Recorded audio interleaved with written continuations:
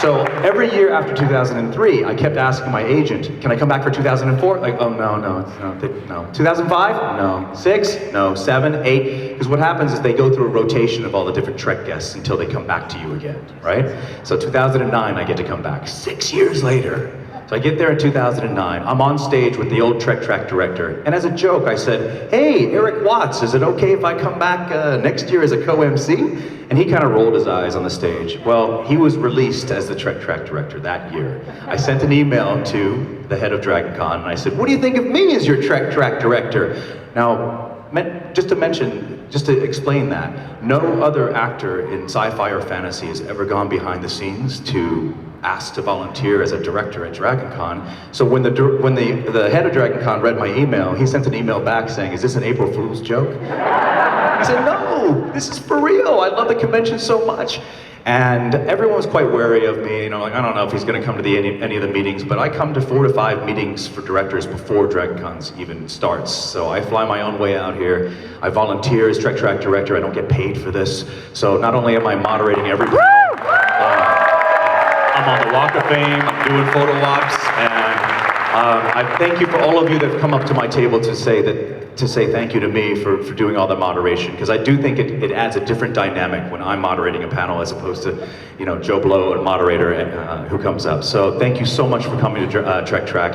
Now, without further ado, let me introduce our 2 esteemed guests right now. First of all, from TNG, you would know him as Hugh Borg, Jonathan DeLarco. Get your sexy self up here. So, come here. Have a seat right here.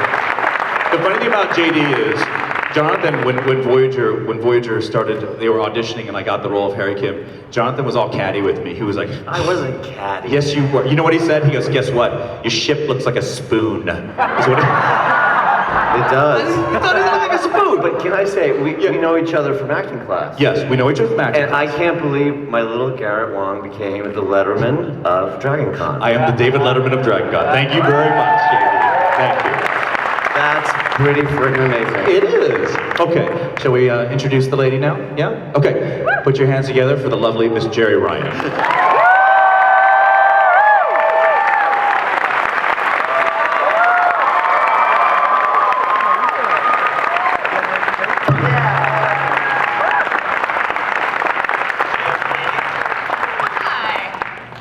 Okay, we're all here.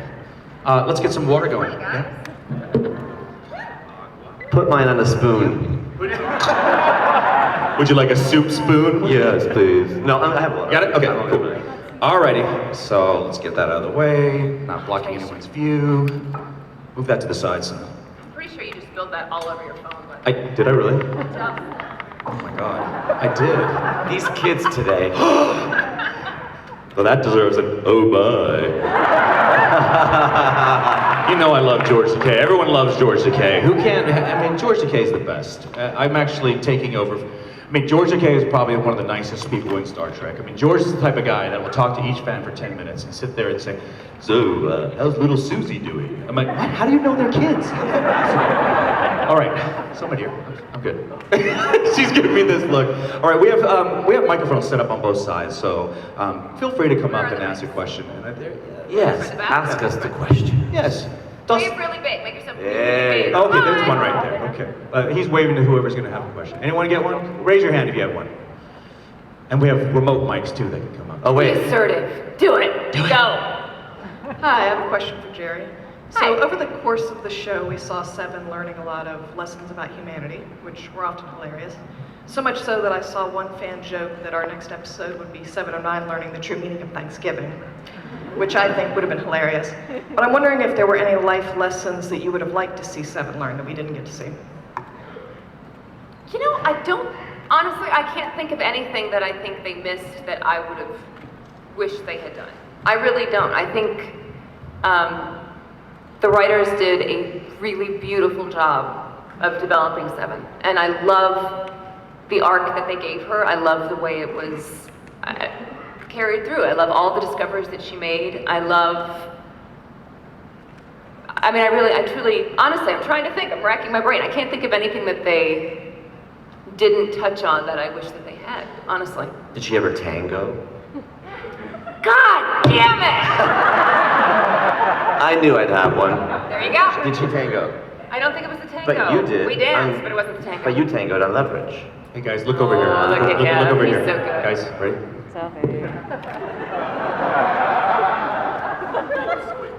Selfie, hold on. Of course, he has to put himself in it.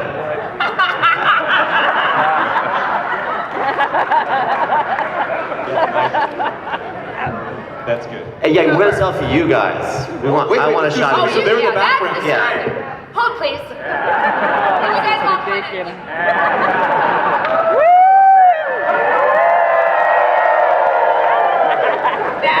And Garrett again in the middle. That's the shot. Okay. Now, Well done. for those of you who are not on Twitter, please start a Twitter account. It's 5,000 times better than Facebook, all right? Yeah. The great thing about Twitter is It's easier. I tried to get Jeri to get on Facebook at the beginning. She tried it for like 5 seconds. Now, back to Twitter. Yeah, I don't. Twitter is awesome because it teaches you to edit yourself. You get 140 characters, that's it. Everyone has been on Facebook when their friend talks about their lost cat for 5 pages and then gets to the point at the last sentence, okay? So, at Jeri L. Ryan, at Garrett R. W-A-N-G. I copied Jeri's little middle initial thing. And if you don't have the R in mind, it'll be some kid in Singapore. So don't go to him. What is your, JD, what's your Twitter address? At Jonathan DeLarco. At Jonathan Yeah, DeLarco for easy. JD. So, Yeah. cool. Next question, please. I want to say thank you guys for coming. We Hi, definitely thank you. appreciate it. Oh, there it is. This question is for both of you guys. A lot of times actors have to put in a lot of different emotions into their characters to kind of convey and portray who they are. How hard was it for both of you guys portraying roles that were kind of muted on emotions and things of that nature to come across with that? I'm assuming in Star Trek, not in other jobs, right? Because they were. Because you're completely soulless Well, on Major Crimes. on I don't, what is Major the... Crimes, I have no feelings whatsoever.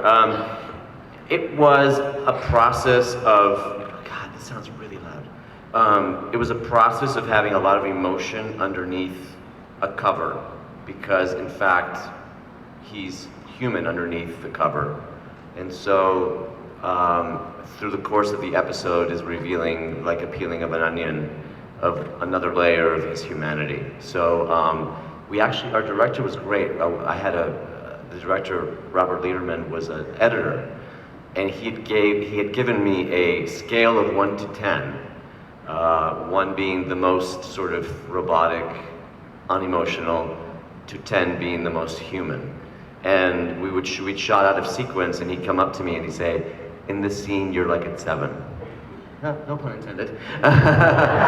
Which I thought, what, I'm a beautiful woman?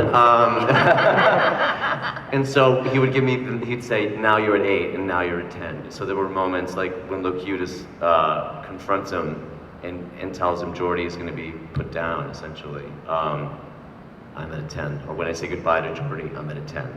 So, yeah, not that hard. Just using your own emotional life. Plus the costume really helps in being robotic, I gotta tell you. More movement, yeah. Quite stiff. That was probably the single hardest part for me about playing 7, especially when I'm working with these psychopaths, when I'm working with all the boys. Because they're all goofballs. And I'm a really easy audience. I laugh really, really easily.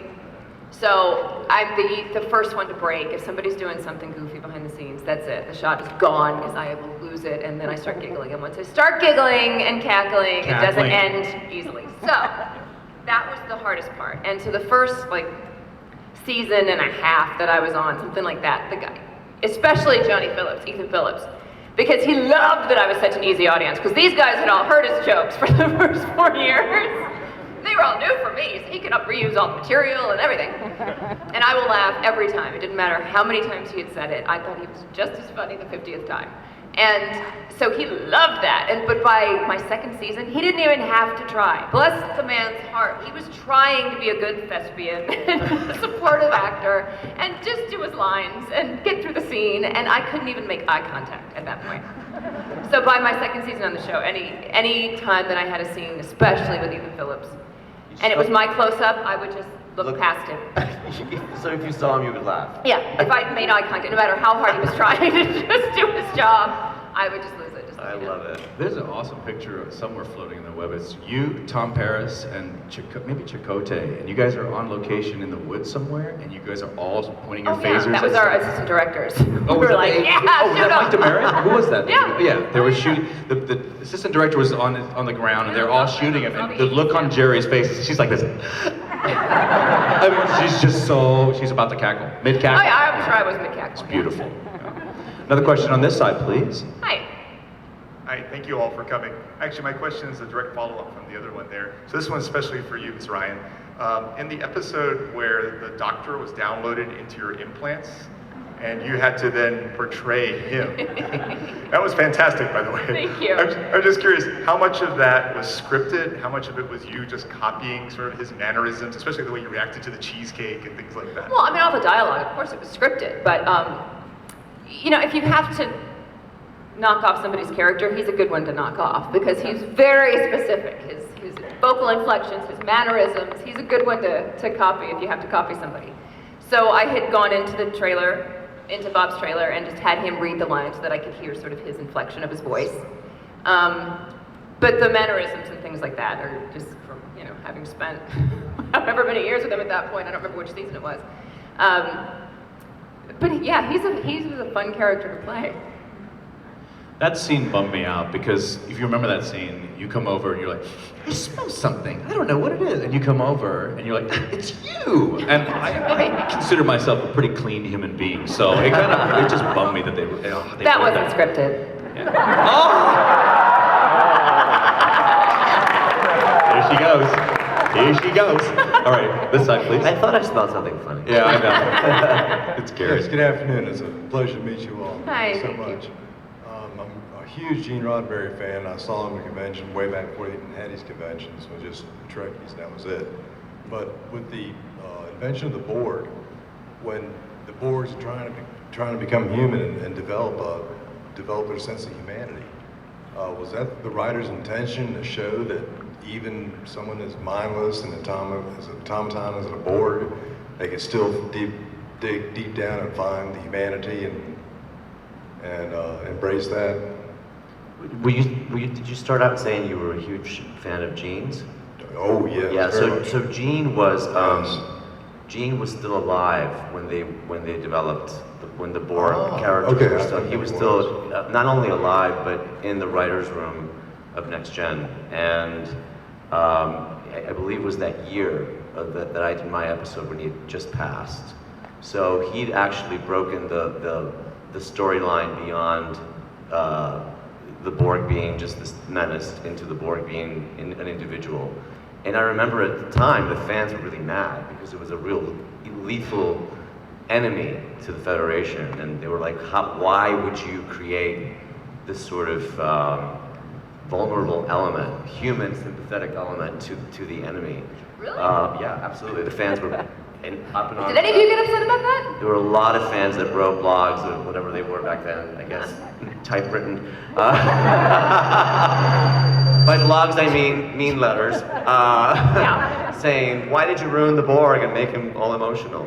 But Gene was a part of that, and I could only guess that it was a take on thinking about who your enemy is, and that your enemy might have elements of who you are as well, and that we need to look beyond the sort of obvious, everyone's awful. Well, somewhere within that group of everyone might be someone that isn't. So I think that was probably his. That's what Star Trek is known for, isn't Yeah. it? Isn't that what sort of made Star Trek so embraced universally? Is that vision of embracing everyone and everyone? Except that the Borg were there's such a- got to be an element of good. Yeah, absolutely. But except the Borg were such a scary thing for people because they assimilated entire culture, societies, Yeah. and eliminated their individuality. So. Yeah, but it's like the Klingon were the enemies in Yeah. I think the original series, right? And then there was a Klingon on the bridge. So I think that was a classic element of Star Trek. Yeah.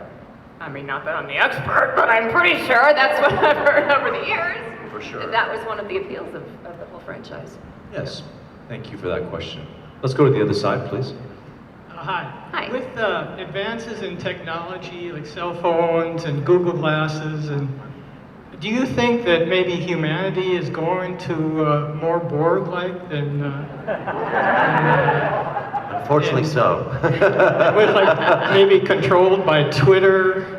I think it's more Skynet than Borg, but yeah. I think we're definitely headed somewhere. We are the Twitter. We are corporate America. Resistance to Twitter is futile. And if it got to the point where everybody was throwing away their cell phones and getting a chip in their head, would you guys do that? No. No.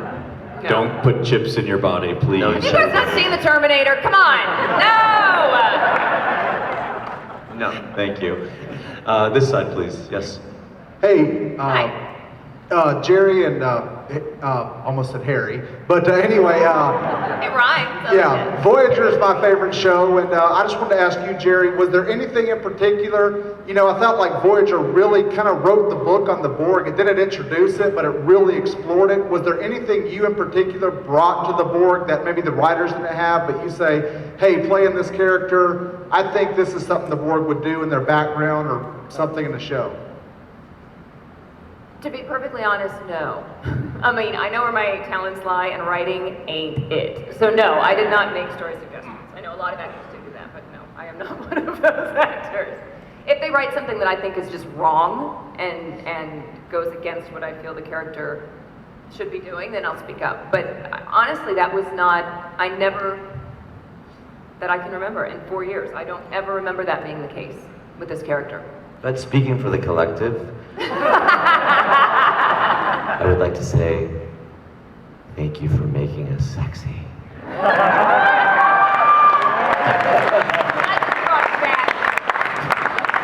I will say that on Voyager, I mean, I made suggestions, or I said, look, let's please allow the other human characters to be funny. Because if if you're fans of TOS, we enjoyed the comedic levity towards the end of the episode when Kirk, Spock, Bones, everyone is kind of busting each other's, messing around with each other.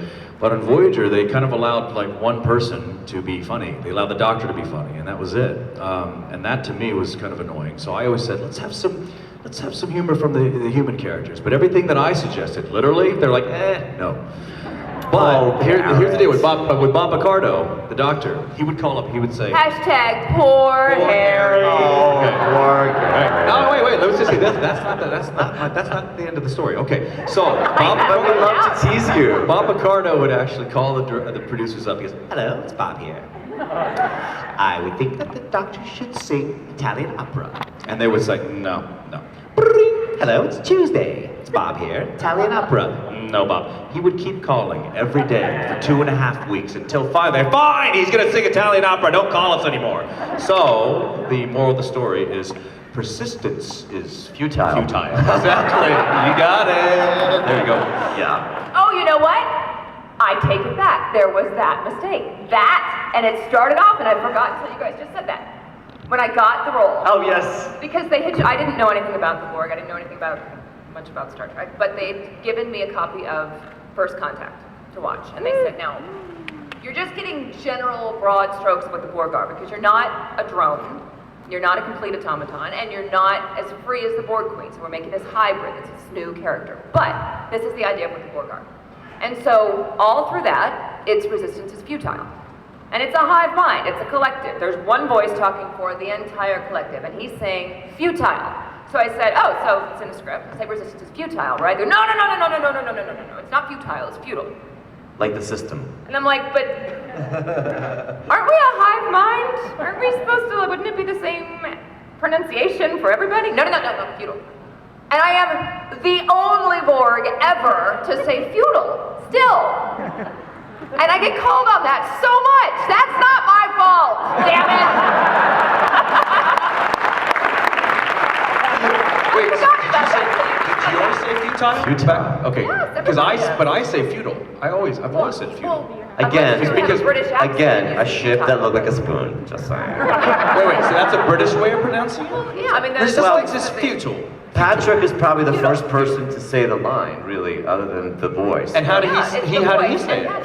Futile. Futile. Resistance is futile. But they did not want This is that. not Because futile. I asked. Okay. Now that we've Okay. got that cleared up, Any all right. grammar, English specialist? It's gonna be an English teacher here somewhere. Yes, English teacher. What's the right pronunciation? You don't know. Okay, good. Depends where you live. It's Basically, true. it's Yeah. regional. Yes, Yep. it's regional. But Correct. maybe that was a part of your individuality.